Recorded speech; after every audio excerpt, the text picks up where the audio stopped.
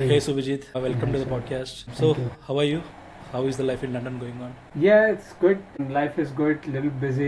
Currently, summers are going on. Not summer, in fact. It's spring, but feels like summer. Weather is really hot from past few days. Otherwise, feels good. Yeah. अच्छा, I mean temperature कितना है? Abhi temperature, I think 27 as I checked few hours back. But around वैसे ही होगा 27, 29. I know India के लिए for Indian ये audience तो winter ही है. it's very comfortable, but here it's little different, and the duration of the sun is also different, and the geographical location of UK is different than India. It hits little hard, even let's say at 33. It's not like India, which is near to equator, so hits little hard here, even at 30. So I mean, so you'll be getting a longer daytime, right? Yeah, it's a very long day now, and it's gonna increase till June, as we all know. We're Yeah. enjoying the weather. Nice. तो office का scene क्या है आपका? Like, do you have to go to office 5 days a week और या hybrid चल रहा है? नहीं, अभी तो 5 days स्टार्ट हो गया है मेरे ऑर्गेनाइजेशन में. So I have to go 5 days. Yes. So you're working as a vice president in JP Morgan, right? Yeah. So currently I'm working as a vice president, but yeah, like I have a lead role in that, senior lead role, I would say. So there are different hierarchies within the VP role. So yeah, I'm in senior lead role. I'm currently working with JP. In this banking institution, the role names are kind of misleading, no? Like vice president, president. I guess इसके बाद सीधा managing director होगा, right? नहीं, इसके बाद ED होता है, executive director. उसके बाद मैनेजिंग डायरेक्टर. हाँ, उसके बाद MDs होते हैं अलग अलग. फिर हॉरिजॉन्टली लोग ग्रो करते हैं. वर्टिकली यही लाइन है. उसके बाद हॉरिजॉन्टली लोग ग्रो करते हैं. बट अभी इंटरनली काफ़ी बाइफर्केशन हो.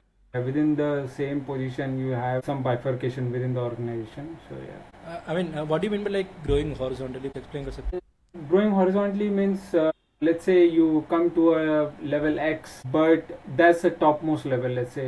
But within that, there are people who has higher responsibilities. Let's say some guy is CTO, or some guy is managing some financial portfolios. They have different responsibilities, and the people in their position level will be reporting to them. So it's kind of flat there, but it's more like there is no vertical growth after that. It's all horizontal, and based on the responsibility you are put into a place in the organization. So let's say the CEO of our company is also an MD, let's say, and there are other people who are also MD in the organization, but CEO only can be one person, right? So there is no scope vertically growing beyond that, but there is always a scope horizontally growing in that level. So yeah. So you mean to say that like if a person who is holding the title of a VP can report to another VP, right? Yeah, definitely. I was in a similar situation before. So you can definitely report to a person who is in the same level as you. Yeah. Just that horizontally he is higher than you. So is it common or rare across the teams? Yeah, it's very, very common. Very, very often you will see this kind of pattern, especially in an organization like mine. You will definitely see that. So currently you are in an individual contributor role, or are you managing some people as well? Yeah, so not currently. I'm not individual contributor. I was some time back, but recently I'm like kind of, as I said, senior lead role. I manage few of the work streams, the kind of project we have. I have few reportees under me. I also have few consultants under me. So yeah, we are part of one big project, and in that I lead certain streams, and yeah, I have a team in that way, I would say. So like comparing to the outside world, right? Like maybe in tech companies, so after the senior role there is a bifurcation. So the next level to a senior role, one can choose to become an engineering manager or a staff engineer. So what is the equivalent of that in JP Morgan? Okay. So as I said, in JP Morgan is enormous in terms of as an organization, right? So many roles, so many different interests for people to work on. There is a thing like, as I said before, VP, ED, MD, these are the different roles which we have, like roles in the sense the hierarchy level, right?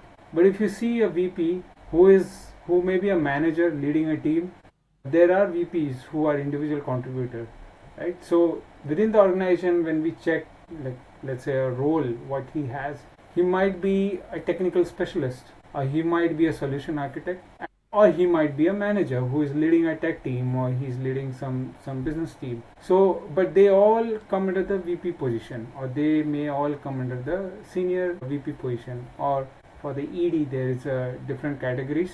But the organization title is different thing, but what role they are serving within the organization or within their project or business areas, that differs, right? So that title is given internally. Probably that's not something which is disclosed outside, but the person knows it. The people who are interested in, let's say, on a certain technical skills, they'll be always looking upward for the engineering lead or something like that. There are people who works on the managerial roles as well. So just to add on to that, people may have a queries, okay, if I am not a manager, will I be able to grow in the organization? That's complete untrue, for at least for an organization like JP Morgan, and I believe it's similar for other organization as well.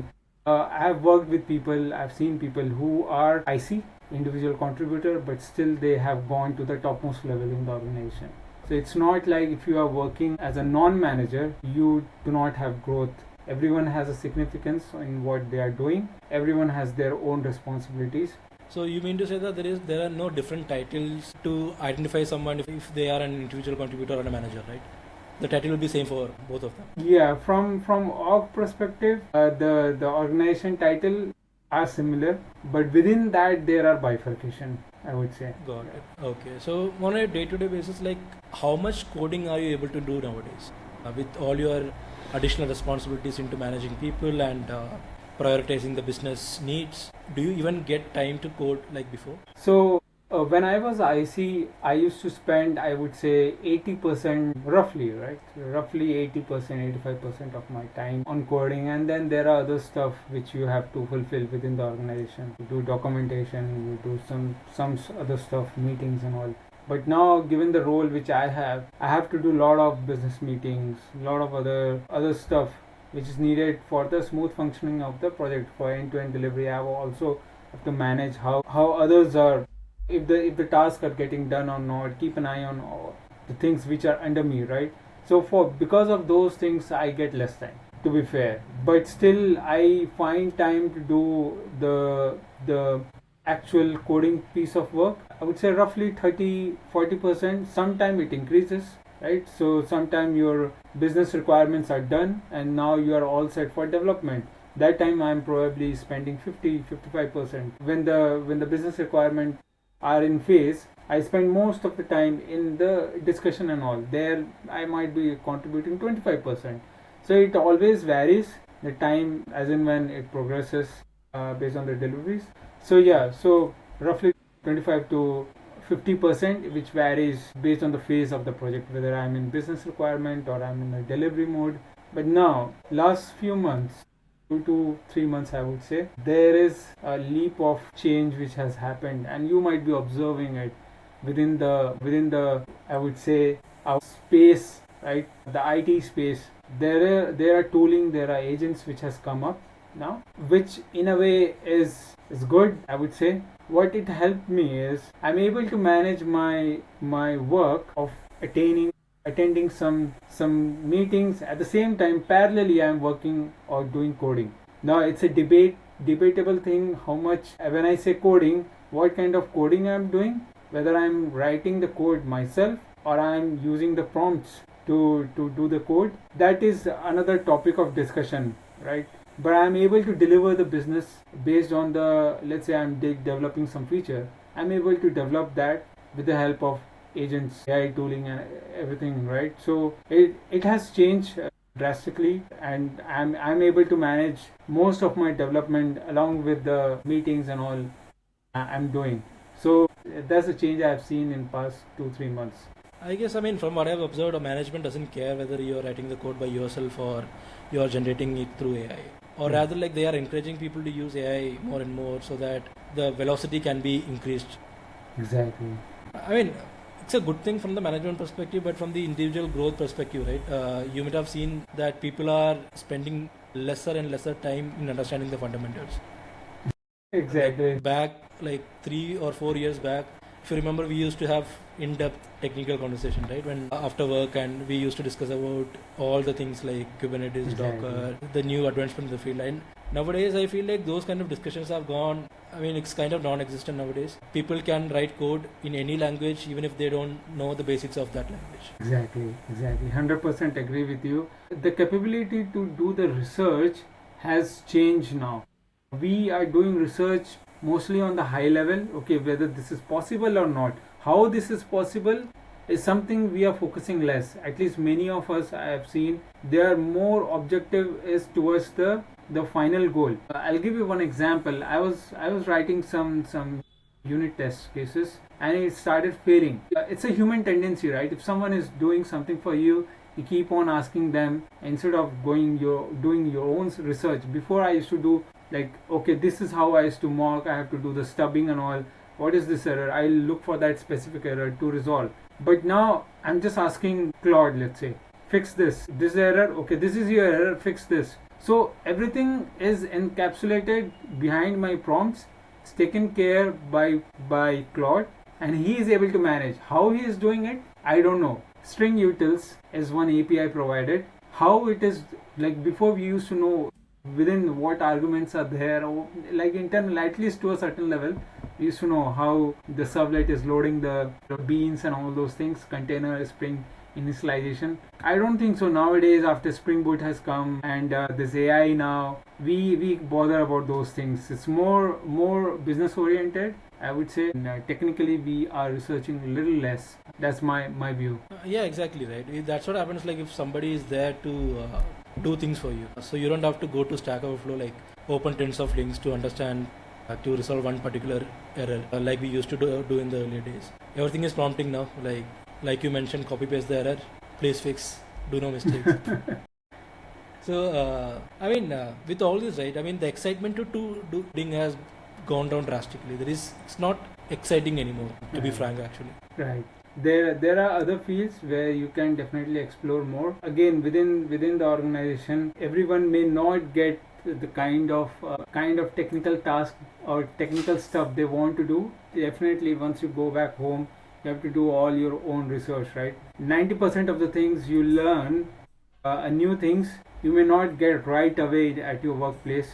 So you have to do all your research to make your interest going. Most of the things, out of those 90% learning, you go and fix something quickly just to understand holistically how this works. That's since the beginning I have joined IT. I have seen that you will not get what is the latest in the market, but you have to do your own research and learning. Yeah, I mean, what did I mean by that is that, like, back when I was a junior, right, when I was starting out, I used to get impressed by whenever I see my seniors PRs in the way, like how they have structured their code, how clean and readable the code were. Now, since we are in the kind of the senior space, whenever we are seeing an interesting PR, by default we'll feel like, okay, this will be AI generated. So there isn't a wow factor anymore. Yeah, the trust has reduced now from human to machine. That's why I agree with you on that. That wow factor is questionable now because everything can be done by AI, and we think in that direction. Okay, if something is extraordinary, there could be a percentage of AI usage in here. So exactly what you said. Agree with you. Yeah. So historically, banking institutions has been kind of slow in adapting the new trends, right? For example, way back when the public cloud was kind of getting popular, the banking and financial institutions kind of hesitated, thinking about the data security perspective, right? So, in terms of AI, how much are the banking institutions willing to adapt into AI tools and using third-party tools like Claude, ChatGPT, etc.? So what I feel is, and again, I'm not talking on behalf of other organizations, but if you might have also seen in the news, right? JP Morgan heavily invested in AI, right? One of the front runner or flag bearer for carrying the AI, bringing it to business use case. At least JP Morgan is investing hugely in this area. So, and also it's my personal opinion again, without going by news and all. What I have seen is, when the cloud came, when I joined, we were so adaptive to the new technologies, right? I know there are a section of application which are legacy, but wherever there was a scope, we adapted. It's untrue to say that okay, banks does not quickly jump onto the hot technologies. It's not like that. They, what I would say is, they think twice to move on to the new technology or something, because there is a financial impact. You have to understand that. And secondly, their base is so huge, for the customer base is so huge for bank like JP or any other multinational banks, right? So they always have to do thorough checks before making a decision, right? So in that way, I have seen, like, keeping that aside, still I see JP Morgan has aggressively adapted new technologies. I feel myself lucky to be a kind of project which I am in right now. Anything comes in the market, at least section of our, like, within my organization, not JP, like we call our organization to a project also in JP.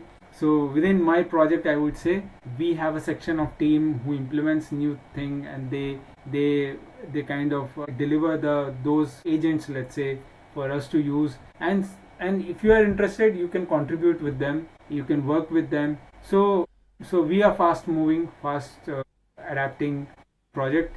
And I believe more, like, organization wise, there is no foundation. If your lead or your manager is adaptive to the new technologies, there's no stopping from JP to, for that matter. So yeah.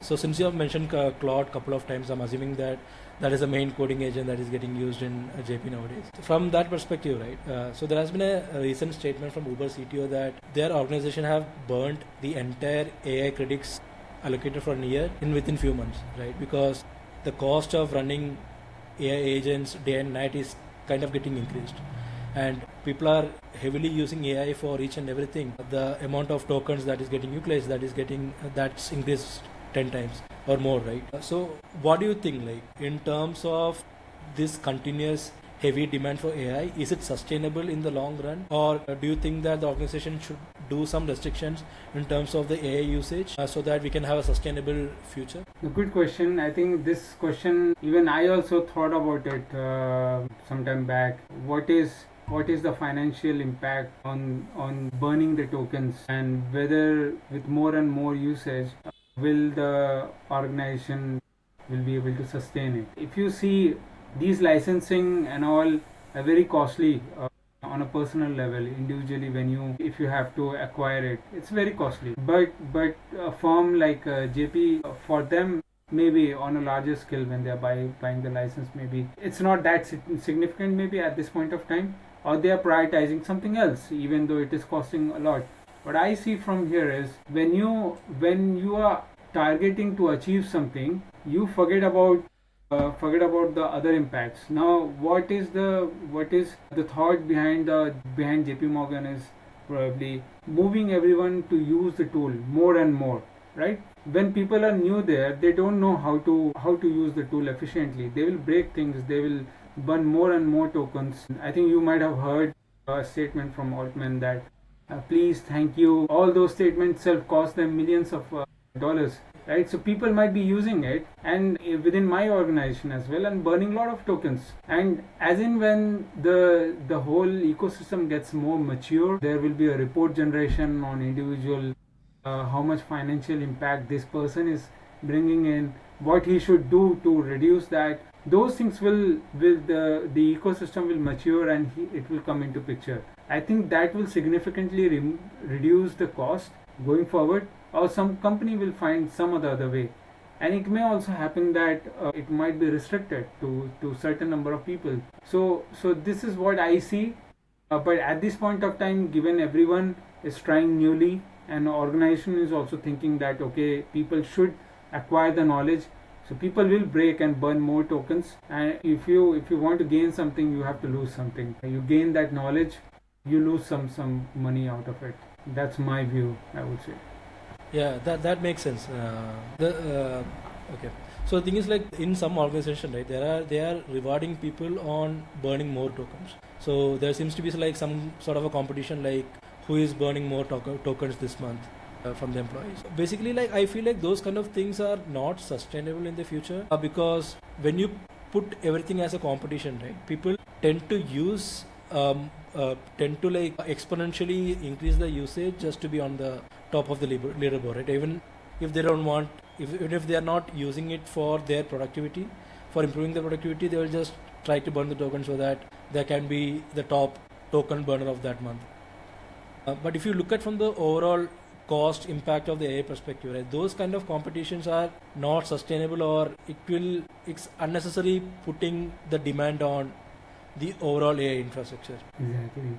And also it puts a little bit of pressure on your peers who might be using it effectively to deliver something, and you are just burning tokens for no use. So on that, what I feel is the actual should be the delivery. What product you are delivering after utilizing those 1,000 tokens, or how many tokens, I don't know. So just by burning the tokens does not make someone, just they may be on the leaderboard for a few days, few weeks, but at the end of the day company will understand that okay, this burning token is not making sense. What they are achieving by burning tokens, which is the final product, is something which we have to focus on. And I think that should be the right way to go about, instead of looking at number of tokens you're burning, right? Just like within the exam, when we were in academics, you might sit for 10 hours with your book and you might cover only few topics. There is another person who is like spending, let's say, half the time you are spending, and he is able to cover most of it than you. So he's using his time efficiently. You are just sitting with your book. And I've seen people, let's say, going in gym also. Very common, most of us might have seen people go into the gym and they will spend most of the time in talking and do stuff, and they'll say okay, 2 hours I spent on gym. But there are people who goes and 1 hour they will go through their activities and they will get most out of it. I think similar logic applies here. Yeah, exactly right. Now let's take a step back. So if someone would like to apply for a VP position in JP Morgan, could you explain the overall interview process? Okay, so let's go step by step, right? I can give you a very high level on what we follow in our team. If you're interested to apply for an organization, you have to find out what all roles they have, and if it matches you, and if you are interested for that, then you should apply for that. So first is the shortlisting of the resume. So make sure you put meaningful content. Don't put everything which you have merely touched upon. Don't put everything on your resume, because you are going to be questioned on that, what you have done. Mention your project very precisely, and for the audience who is not part of your project, in a simple terms, what you have done in your project, what extra mile you have gone, what special thing you have done in your project. Those things are very critical. So once the resume shortlisting is done, then comes the technical rounds. In our project, which we follow, is before going for the technical rounds, we do a initial discussion with the lead, let's say, just to understand, okay, what is the composure of this guy, whether he's able to, whether he'll be like fit for the project itself or not, because technical interviews takes a lot of time and we don't want to spend much of our resources for technical interviews. So we go and do the screening to understand and his interest, what he's looking for, and what is his expectation from the project. If the expectation does not match, we probably don't process them, right? Once this criteria fits his expectation, the requirement from our project, his skills, composure, the way he is talking, all these matches, then comes the second stage of the technical rounds. Technical rounds, generally we start with coding skills and all, right? There are various platforms where we can check the skills for the user or the candidate. Once that is done, then we come to it might be around for one hour mostly, right? 1 hour may extend a bit, and then we have another technical round where you have technical questions, the solutioning, architect designs, and all those things. And this I'm talking for like senior or mid-senior level. I'm not talking about a very high level in the organization. Mid-senior level, like let's say you have 10 to 15 years of experience, like that. Once you clear the second round of technical interview, then either based on what role you are applying for, let's say you are applying for solution architect, you might go into another round of interview with the solution architect. If you are not applying for solution architect, it's just for IC or senior software developer, your next round might be with the managerial round. Then the manager speaks to you and try to understand you. I know we have already done that at the beginning, but then that's the lead who has done. Now the manager who is leading this project, he will speak to you and try to understand. Once that is done, I think it's mostly done. And even in managerial round, the manager generally does not reject because it has been passed by the technical fellows in the project, right? And there are a lot of effort goes and time goes to get a candidate to that level. So once the managerial round is done, probably the HR will call back, and then the other stuff happens like salary and all those things, and then that's it. Yeah. So are the interviews purely team specific? For example, like if your team has a requirement, then you will ask for the recruiters to send you some resumes, and then you'll shortlist and invite them for the interviews. Does it happen that way or something else? Yeah, so it's exactly what you said, right?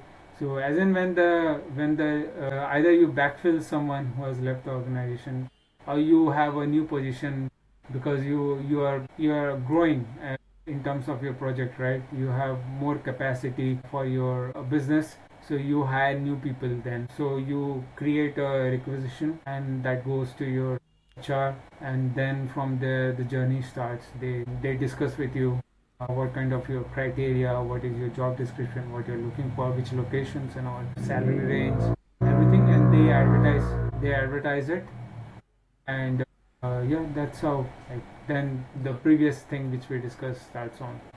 Okay. Do you guys ask DSA or is it purely domain specific? No, DSA definitely. We in our project definitely we go for DSA. At least I go for DSA a lot because people come from various backgrounds, but if their DSA is good, their thinking capability is good. This is my view, how they are able to solve the problem. And again, in DSA, I don't look for 100% solution. If they fail on the solution is fine, but I look for the approach, how they are approaching the problem. Yeah, are they able to unclutter the problem statement bit by bit? Because some people may not be able to achieve the solution at that point. So yeah, DSA is significant, I would say, for technical. So is it purely interviewer's choice? Someone can choose not to ask DSA also, right? Yeah, absolutely. Someone can choose not to ask and just go by their domain knowledge, or some enterprise platform level. If someone is getting hired, they may choose to ask only for that platform. And it's absolutely depends on the interviewer. So isn't there a standard org level interview template maintained across JP? Like इतना DSA rounds होना चाहिए, इतना domain specific होना चाहिए? नहीं, ऐसा एक template होता है, एक सर्टेन लेवल में हम उसको फॉलो करते हैं एक्चुअली. लाइक हाई लेवल में जो हम करते हैं as a interview process, they don't know much about this DSA and all those things. That's lies on us as a interviewer if we want to cover that. So if I say so, template yes हमको मिलता है, but हम on top of that. Got it. Makes sense. चलो अभी like if someone from India wants to come and work in UK, what one should do?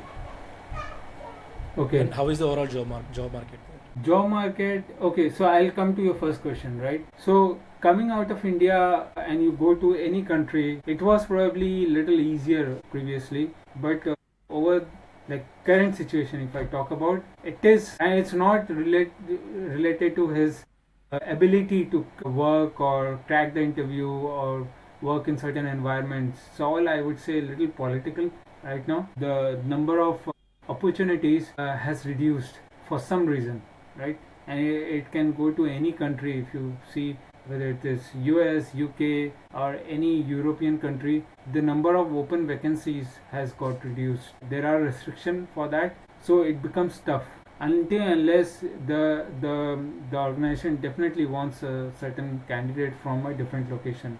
So applying from India, because they have to sponsor you, right? They have to pay for your visa. they will be asked why you are not looking for the local candidate. That's first question. So applying from outside has become tough, but it's not impossible. If you are looking for a certain location, definitely there are various portals. LinkedIn is one of them. Again, I'm not promoting something, but yeah, that has a global reach. So apply for it, see if it fits you, if you are able to crack it. But yeah, the positions have reduced. Now coming back to your second question is the job market. You might have seen the number of jobs throughout the world, especially in the tech field, has reduced. There are various reasons for that. AI is one of the reason, and we are seeing how it is hitting us right now. Right? I know we are moving towards it, but somewhere it's backbiting us. But without learning that, also you cannot survive. So the number of job requisition has reduced, and there are various reasons. There is a slowdown in the market. People are not willing to invest on new things. The company is not venturing new. So it all boils down to, are you developing a new product? For that you need engineers.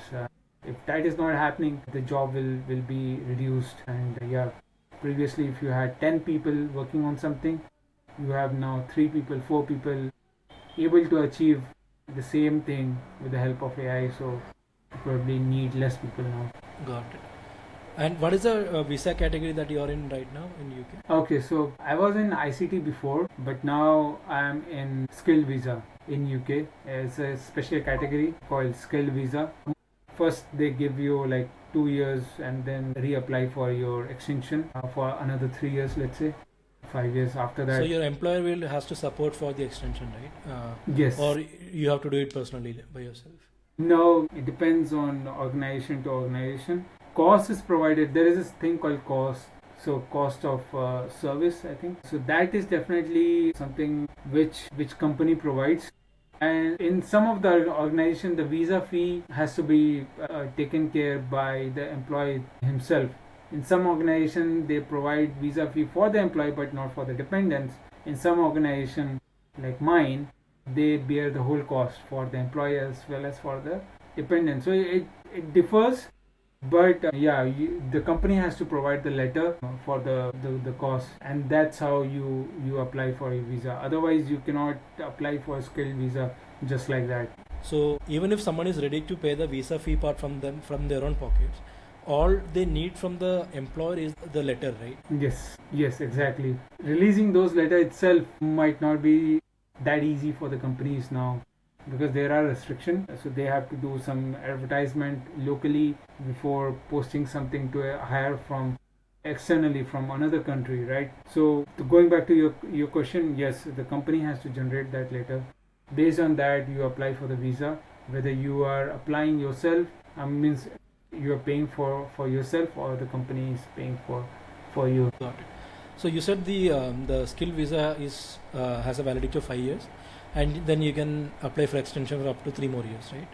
So till when you have to keep on continuing this process? So can it reach a stage where you don't have to keep doing this? Maybe like a green card equivalent thing? Yeah. So many people have this thought, and the UK visa process is very fluid now.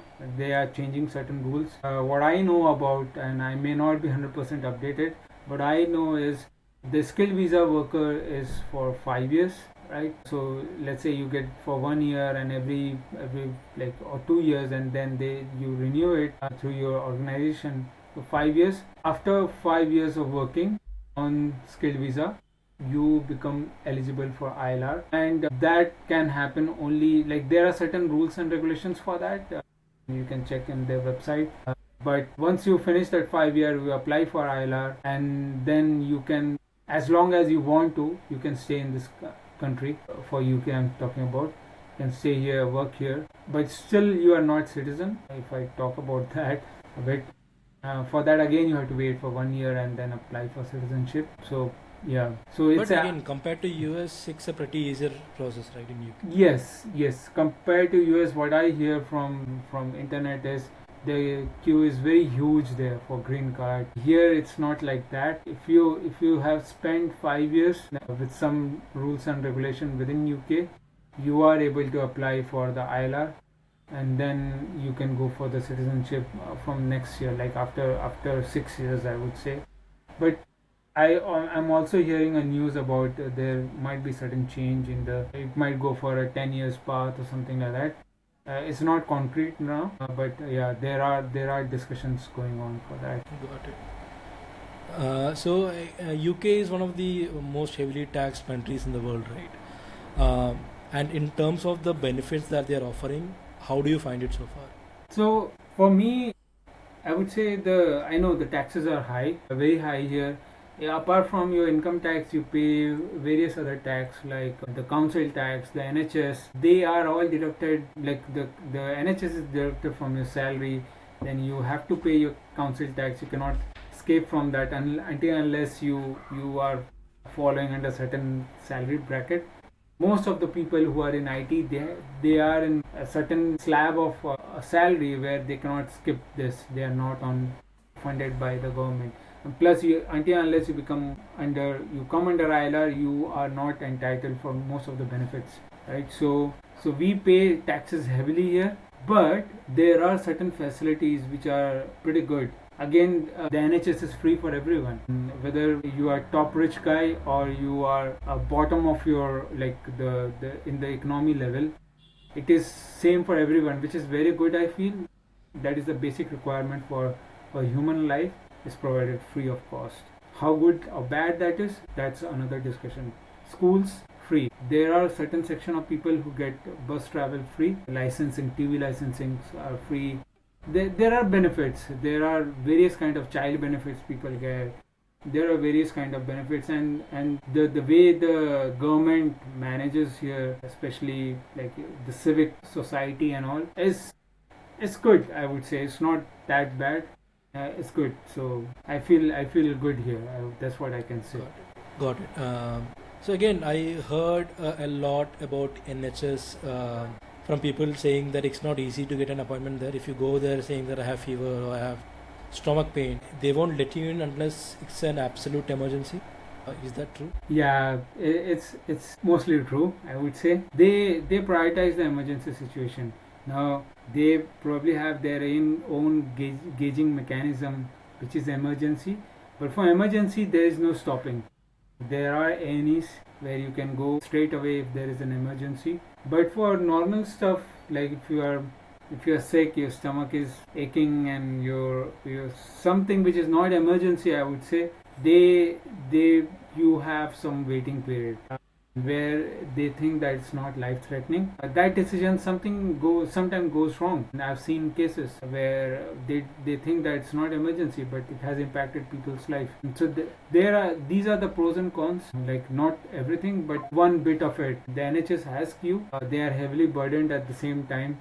The number of people here and the resources, the staff they have, it's not rightly proportionate, I would say. Mm-hmm. But yeah, there is a queue for NHS. Not deny. So what is the alternate option here if someone wants to visit the doctor for a non-threatening case? If not NHS, then where? You have private hospitals as well. You can pay there. It's very costly. And how expensive is that? So people like us, right? We have insurance from our organization. I've never figured out how expensive actually it will be, but from dental side I can talk about a bit, because that's something I have experienced. So for root canal treatment in India, and again in India also different place has different prices. Let's say in Bangalore you will probably pay 3,000 or 4,000 maybe for RCT.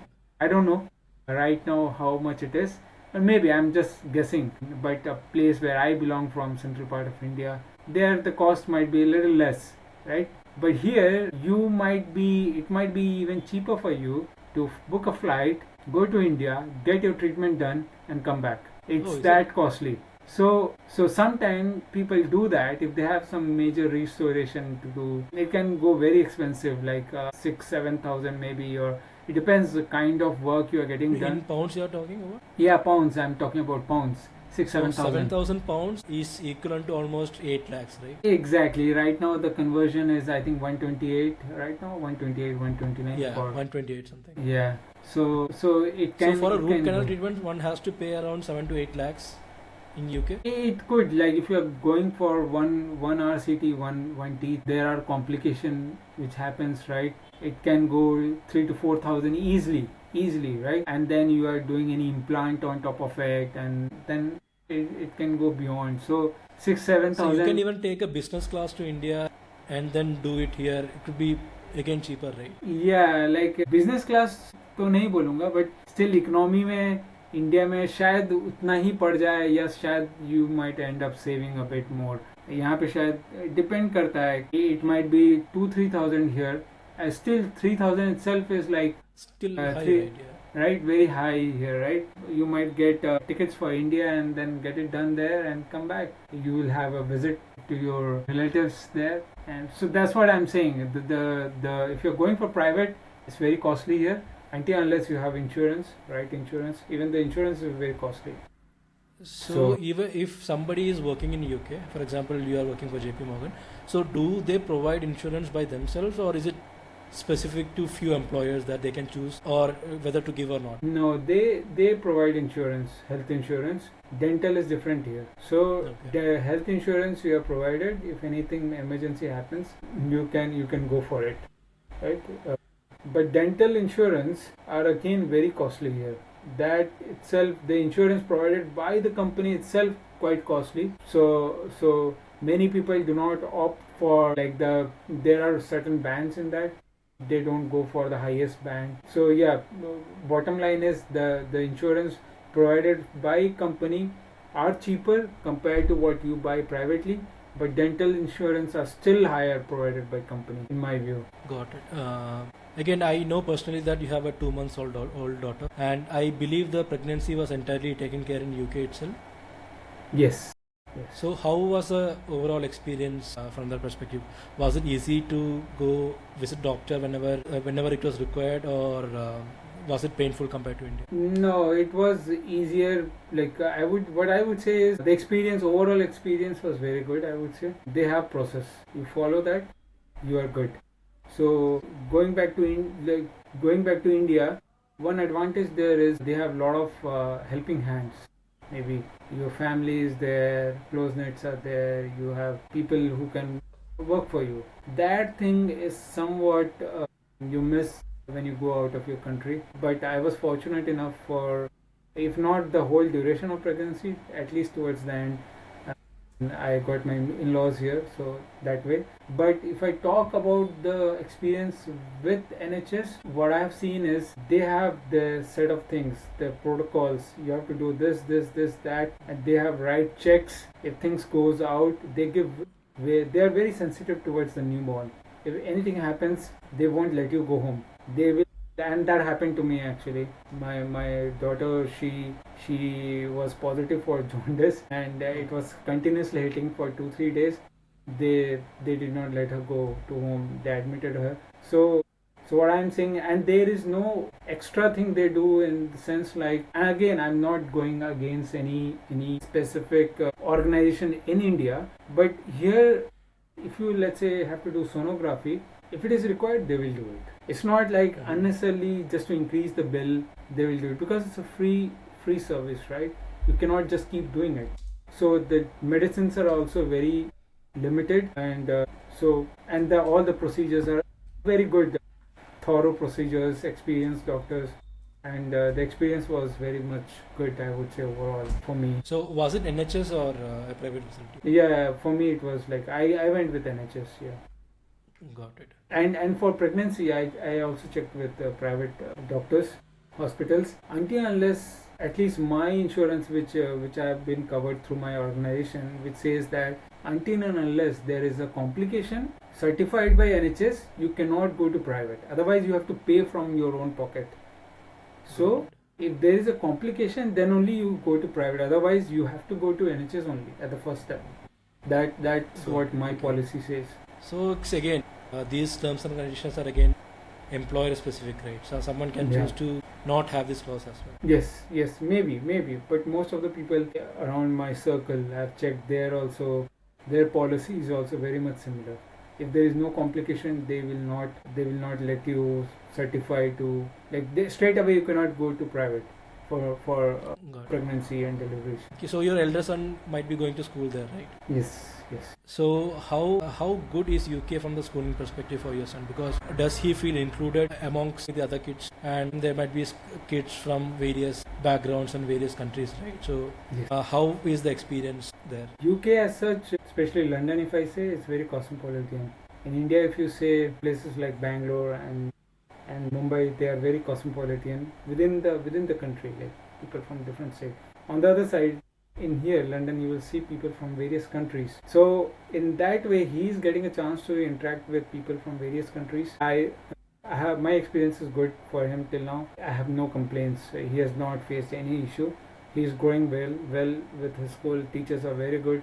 The learning, and again, it's subjective. The way in India it goes and here is a little different. Here they go slow a little bit when the kids are small, and that's what I like. They let the children to grow and not heavily burden on studies and everything. They let them explore various things.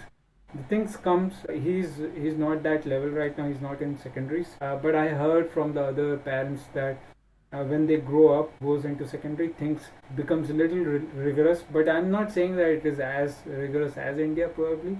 But there is another factor.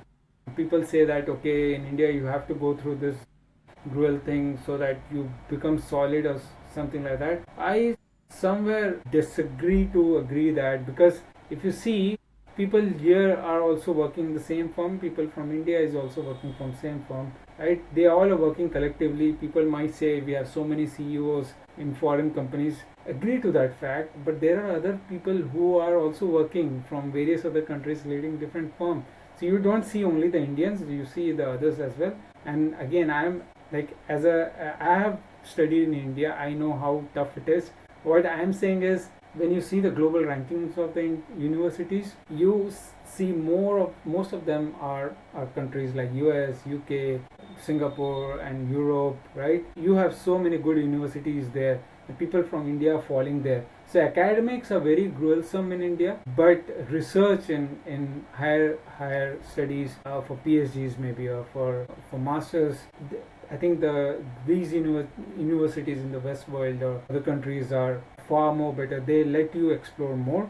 So that way I feel that he's fortunate right now to be here. I'm not sure how long I'll continue here, but he's getting that exposure. So school wise is good, but study wise in whole, I feel countries like this are better as of now. Yeah. So if I understood correctly, like the schools in UK focus more on letting the kid explore themselves, figuring out things, rather than trying to teach them or impose them a lot of theory, a lot of unnecessary stuff. Exactly, more of a practical things they do and less of a theoretical stuff as of now. Could you give an example for that so that we can understand it better? So to give you an example, we study a lot, right? We study a lot through various books. And I'm not saying that in India, right? And I'm not saying that that's right or wrong. I'm not nowhere to question that. But here what I see is, when I say practical things, not only about studies, they study the life science. He knows how to sew. He knows a little bit of carpentry at the age of 8. He knows crafting on his own. He does it on his own, right? He knows how to put the bricks, right? How to create that solution which puts the brick together. He's interested in various things, right? It's not only study. What I'm trying to say is, they build up a person who can survive given in any situation, right? So he is able to mend with his life skills. At the same time, he's doing studies. Science is good. When I compare him with me at this age, he's doing decent there. So in that way, overall growth is what I expect from any child, which I find somewhere a little bit missing in India. Everyone is running towards one single goal. There are very few kids or schools who look after the multi-aspect of a kid rather than just studies. Yeah, that's really interesting. I mean, I feel like the schools in India should eventually adapt to these type of learnings rather than like involving students in these rat races, right? And I could see that there are some schools who are pioneering in this space already, which follows more of a Western approach, like you mentioned. And eventually, I feel like the other schools also should catch up, and I hope they do it soon. Yes, yes, hopefully, hopefully. Yeah. So thank you, Subhajit. It was really nice talking with you. Absolutely. I think we had a chat after a long time through this Yeah. platform, but I love talking to you. You know it previously also when we were together in UK for some time. And yeah, I always talk about you, the way you have grown your skills, the way you have grown in your career. It's commendable. And I really liked it, the thirst you have for acquiring the knowledge is amazing, and you're doing a lot of things. It was pleasure talking to you in this platform here. I hope this gives, like, it motivates few people who are watching the channel subscribe to you. And yeah, it's a great platform of sharing your life experience, I would say, and you're doing great job in that. Thank you so much, man. I mean, you were one of the seniors who really inspired me to give my best. And you were there when we left our home. When you are in another country, you need like-minded people to feel like home, right? To support each other or to encourage each other. So you are one of those persons for me.